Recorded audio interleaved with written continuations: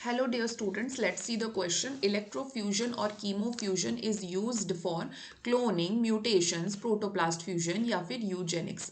तो यहाँ पे बात की गई है chemofusion की, यानी कि या फिर इलेक्ट्रोफ्यूजन की.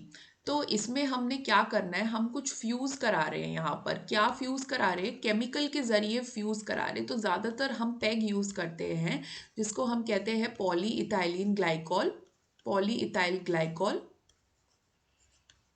ओके. तो जो पेग रहता है ना, ये फ्यूजन एजेंट रहता है. और इलेक्ट्रोफ्यूजन मतलब इलेक्ट्रिक करंट की मदद से हम फ्यूज कराएंगे. अब हम क्या फ्यूज करा रहे हैं वो देख लेते हैं. तो हम क्या फ्यूज करा रहे हैं, हम प्रोटोप्लास्ट फ्यूज करा रहे हैं यहाँ पर. तो प्रोटोप्लास्ट क्या होता है, जैसे कि एक प्लांट सेल होती है, तो वो प्लांट सेल में सेल वॉल प्रेजेंट होता है. तो वो cell wall, if we remove that cell wall, तो जो बचता है दैट इज प्रोटोप्लास्ट. अब क्योंकि जब हमको दो प्लांट सेल फ्यूज करवाने हैं, जैसे सोमैटिक हाइब्रिड बनवाना है, तो सेल वॉल की वजह से फ्यूज नहीं हो पाता, because cell wall is pretty thick.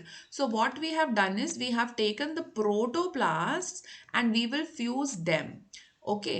तो अलग अलग प्लांट के हम प्रोटोप्लास्ट ले सकते हैं जब हम सोमैटिक हाइब्रिड्स बना रहे हैं. तो इनको हम कैसे फ्यूज कराएंगे, हम इनको इलेक्ट्रिक करंट से भी फ्यूज करा सकते हैं इन इलेक्ट्रोफ्यूजन, या फिर हम पेग की मदद से भी इनको फ्यूज करा सकते हैं, यानी कि कीमो फ्यूजन. तो हमारा जो बनेगा वो हमारा हाइब्रिड यहाँ पे बन जाएगा, सोमैटिक हाइब्रिड बन जाएगा. सोमैटिक क्यों, क्योंकि हमने गैमीट नहीं लिया है ना, सोमैटिक सेल लिया है, तो इसलिए इसको सोमैटिक हाइब्रिड बोलेंगे.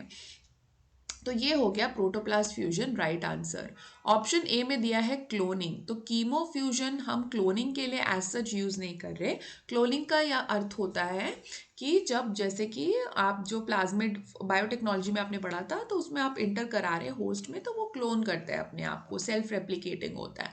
तो वो हम नहीं करा रहे, so it is wrong. Mutations, chemical fusion mutations यानी कि change in the nucleotide base pair पे हम नहीं कर रहे हैं.